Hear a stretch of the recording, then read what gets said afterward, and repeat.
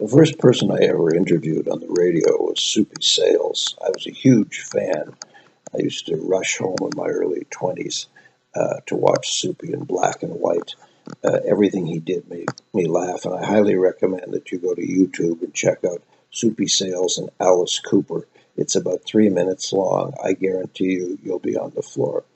Uh, I got the gig at CJOR Radio in 1982 because I marched into the office of the new program director and told him I had a great program for him. And he said, "Well, what is it?" And I said, "Well, I can't tell you." He said, "Then what did you come here for?" I said, "I'm going to show you." And I ad-libbed what the program would sound like. And oddly enough, my guest on that show was Tony Bennett, who only a few months later was my guest on the show. But back to Soupy.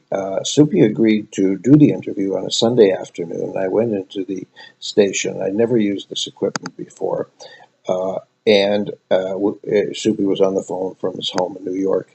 And the very first thing I said to him was, "You know, Soup, all my comedy heroes, Jack Benny, Milton Berle, and George Burns, their names all start with a B. So how come your name don't start with a B?" And he howled. He loved that. And then he did an hour. He was impossibly wonderful, funny, charming, informative, brilliant. Name an adjective. I loved it. I thanked him profusely, and then I rewound the tape, because this was the old days of circular tape, and pressed the play button to hear absolutely nothing. And I stared at the machine and realized a minor detail: I'd forgotten to press the record button. It's a big red button, but I forgot to record. Okay. So I call him back. This is the definition of chutzpah. And I say, "Soup, you won't believe what happened." And I tell him. And here's the definition of mensch. He does it again.